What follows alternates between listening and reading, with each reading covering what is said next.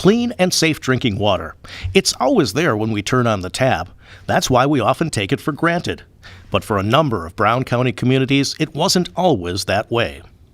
As Brown County experienced accelerating growth in the 1960s and 70s, concerns began to develop about the ability of the groundwater aquifer to supply the long-term drinking water needs of Brown County municipalities.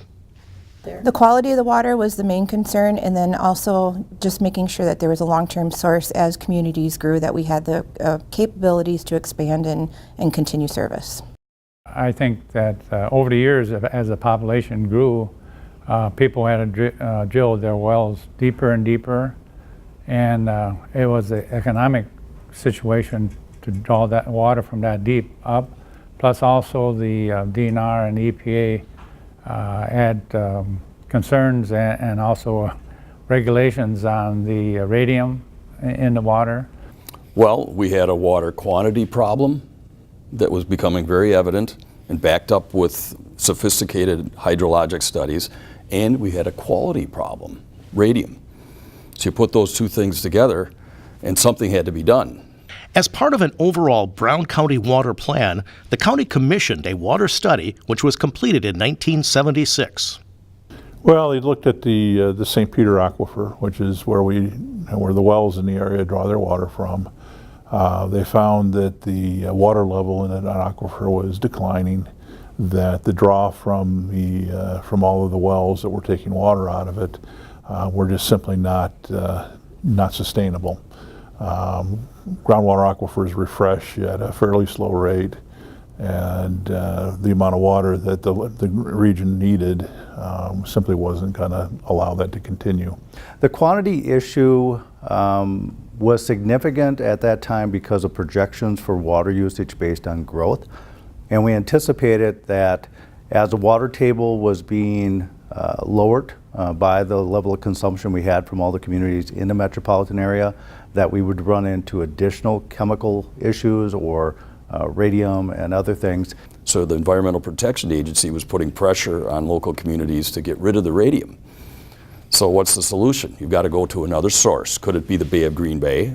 That was an option, but that was deemed to be too contaminated at the time.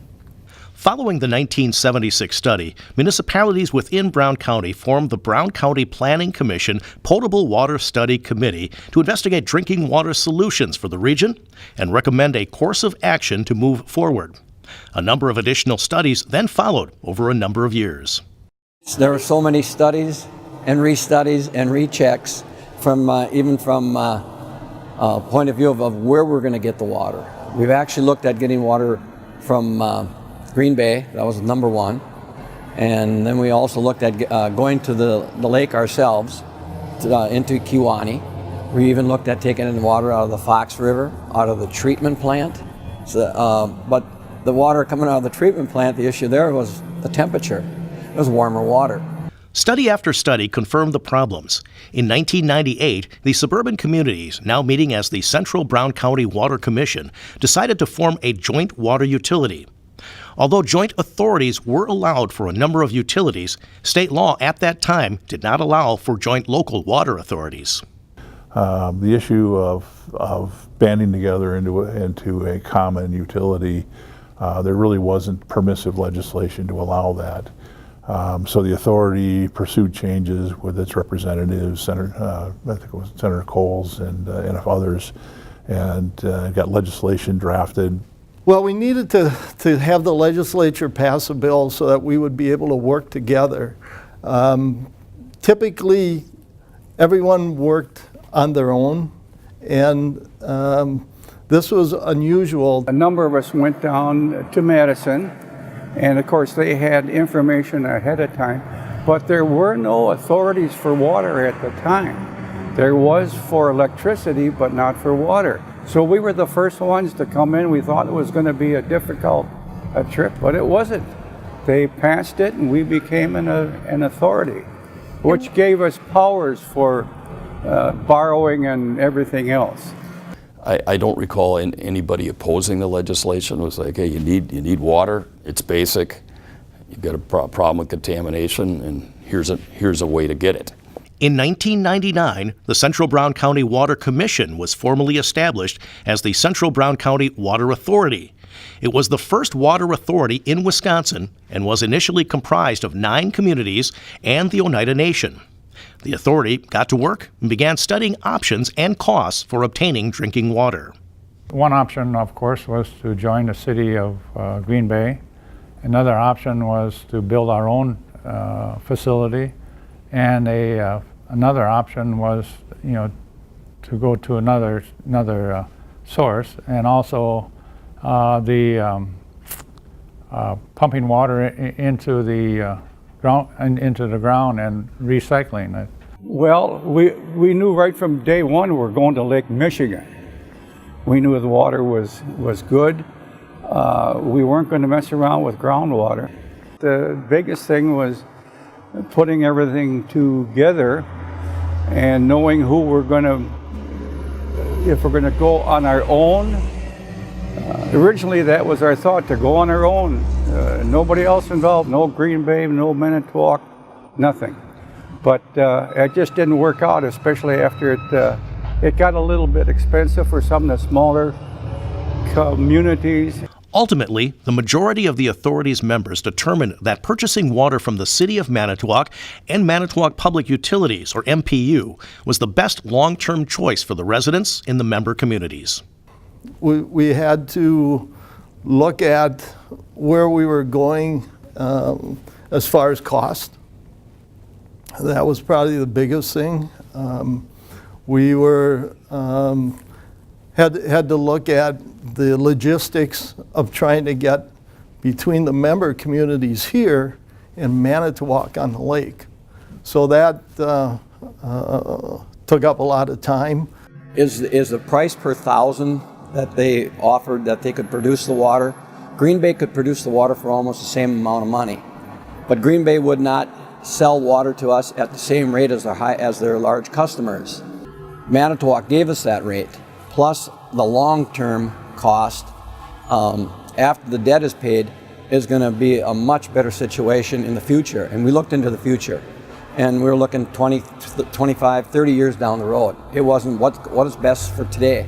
So initially when we started, when this first phone call came, we were actually wondering if authority was trying to leverage Manitowoc against Green Bay, because they had those discussions going on for almost a decade with the city of Green Bay. So we had our own little skepticism whether this was going to happen or not. But however, as we started having more and more discussion, it became very apparent to us that they had 3 options. One was buying water from Green Bay. Second was building their own treatment facilities, and then Manitowoc became the third option. And so then we started thinking more in terms of how can we create a win-win situation for both the entities, which was the authority and Manitowoc.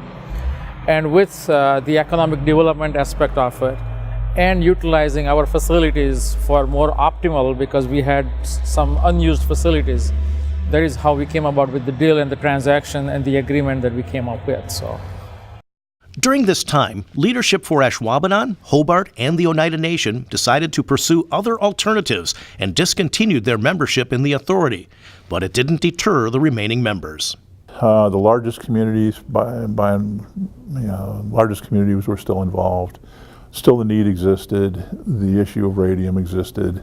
Water quality in some of the communities, while it was safe to drink, just didn't taste very good.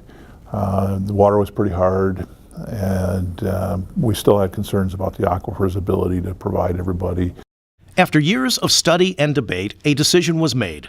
On July 20th, 2004, the authority signed a water purchase agreement with the City of Manitowoc and Manitowoc Public Utilities.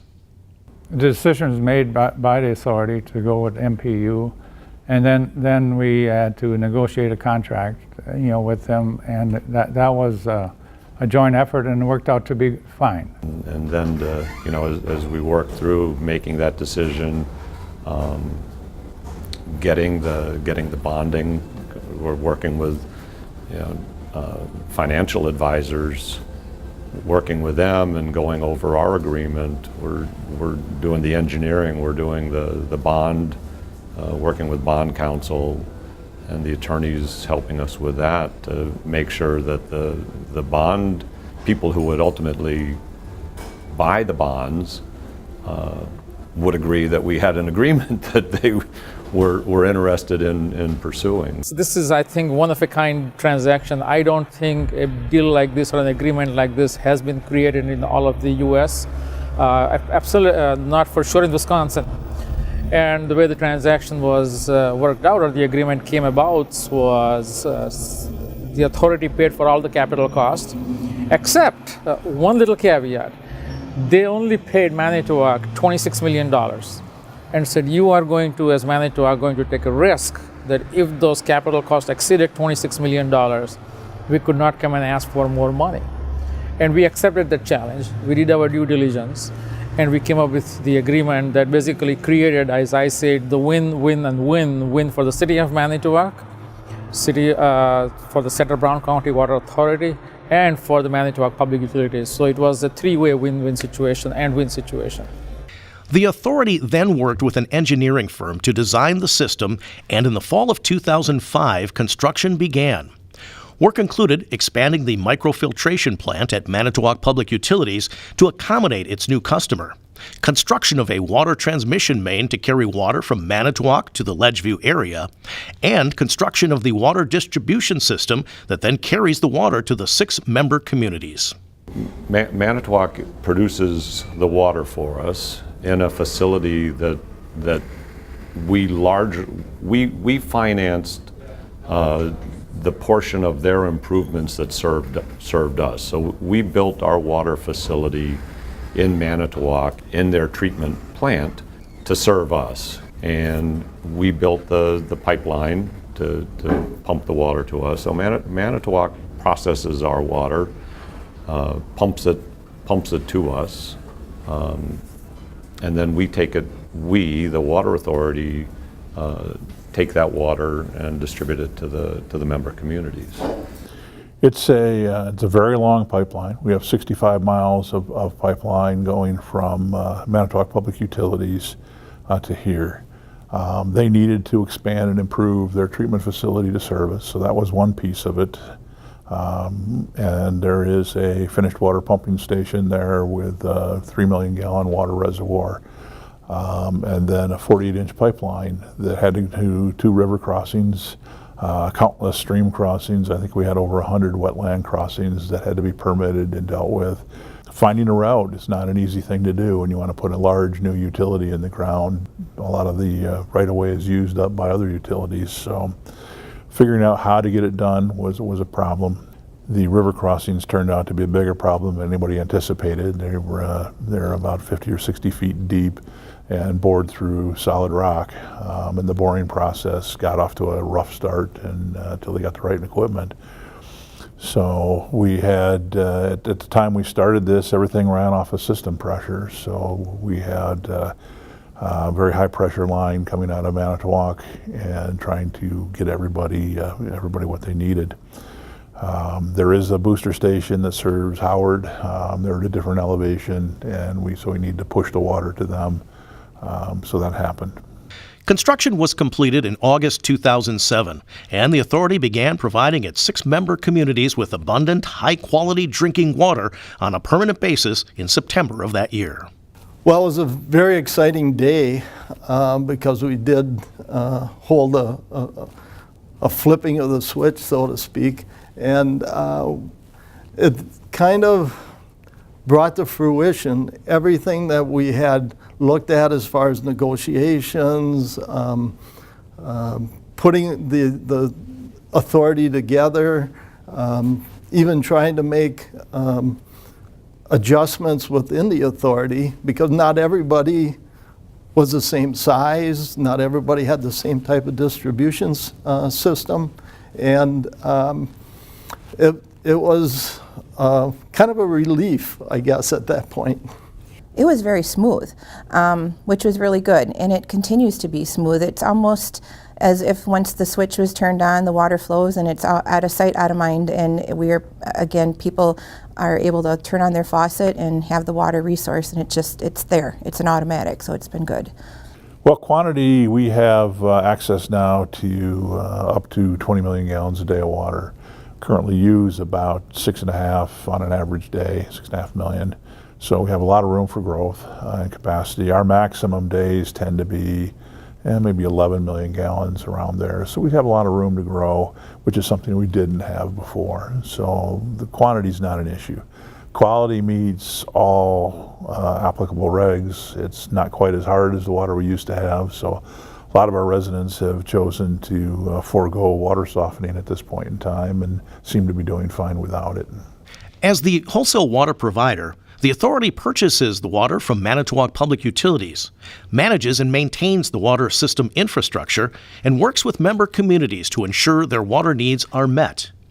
Ensuring changing needs are met led the authority to constructing 2 water storage tanks in 2015.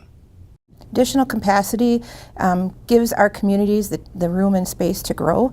The pipeline itself is a very expensive endeavor, so to speak, and so when you've got an infrastructure that is that lengthy of a life, you want to make sure that you're planning for the growth and accommodating in advance that construction so as to not waste resources down the road. We added 2 large storage tanks in Ledgeview. One is 3.5 million gallons. It's 100 feet tall. It is filled with system pressure from Manitowoc Public Utilities, and it pretty much serves the communities that are a little bit higher level, Ledgeview, Bellevue, and make sure that they have adequate pressure. That's linked to an 8 million gallon tank that serves pretty much the rest of the communities and can be pumped backwards to serve Ledgeview as well. Those 2 tanks together provide us with emergency backup supply, so we don't have to turn the wells back on for a short-term problem. They allow us to equalize pressure, and better yet, they allow us to temper our demand during the day so we can pull more water at night. The difference in electrical costs for pumping between daytime and nighttime is pretty substantial. And demand for people tends to be first thing in the morning when they get home from work. So if we can avoid those peaks from setting new peak rates, we can save a fair amount of money in addition to the extra security we get from having a source of water. The authority is also planning for the possibility of adding members. We have 6. They were people who stuck with us right from the beginning and to the end. But we do have room. In fact, we can't provide water to anybody who's not a member under our legislation. So we have been working on our own internal rules and regulations to make ourselves more attractive to other customers, and hopefully we'll be adding some in the future. The authority charges its member communities for the water they receive, with approximately 75% of the proceeds used to pay down the costs associated with infrastructure, as well as the cost to maintain the system. The remaining funds are used for operational costs, the largest of which is purchasing the water from MPU. We're kind of unique in terms of our rates. We are not regulated by the Public Service Commission. We are set up on a budgetary process where every year I prepare a budget. The budget is essentially what do we need to operate for the year to pay our debt service. We pay close to $9 million a year in debt. Our total budget's about $12 million, plus or minus in a given year. And we essentially divide that up to each member community based on their percentage of use. We make that estimate at budget time, and then at the end of the year when we know the actual figures, we reallocate. So some people get bills, some people get rebates on a member level. The members then take what we charge them and their own expenses. We have nothing to do with their internal systems. So they have their own systems to maintain, their own capital expenditures, own operating costs, and they add those to what we're going to be charging them, create their own rates, and that's what residents see. Once the water enters each community's water distribution system, it is the community's responsibility to supply its residents with the water and to maintain its own local water distribution system. Well, I think the good news will come in a few years. We borrowed a lot of money at the start to make this happen.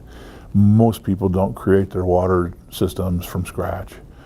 We pretty much had to. So having done that, we had a large initial expenditure. We're paying that down, and that debt has stabilized, so our rates to our member communities shouldn't change much over the next, through 2034 when we pay off our debt anyway. And once that debt goes away, it represents about 75% of our total budget. And so while we may have some other capital projects, none will be that large. And there's a future where our rates are considerably lower than they are now. It's that kind of forward thinking and planning that makes the Central Brown County Water Authority an outstanding example of how community leaders, working together, can find solutions for the greater good of their residents. Well, I think it's been, a great 10 years. I think that the amount of time and effort that was put in is well worth it. And I think the quality of water that we've received has not seen a dip. In fact, I think it's become even better than what we had before. It has worked exceptionally well. It has worked there has been hardly, in fact, there has been no interruption. All the facilities as designed have been working very well, operationally very efficient. And we have, from all the input that I get when I come visit the communities here, it is extremely positive because of the high quality drinking water that they're getting compared to what they had with the wells. So I think it has been a very, very good relationship. I think the big thing is to make sure that we're all communicating, and one of the things that I've noted from the Water Authority is that there have been offshoots of discussion at various levels within each of our municipalities. Public Works, for example. The relationships have been built through this pipeline construction, but then as issues arise that may not be water related, they may be water related, but I think there's been a cohesiveness and a desire for these communities and our members to work together on other things besides water. So it's been a good thing. The Central Brown County Water Authority is a success story spotlighting how hard work and collaboration can benefit everyone. The result is, when residents turn on the tap, the clean, safe drinking water they depend on will always be there.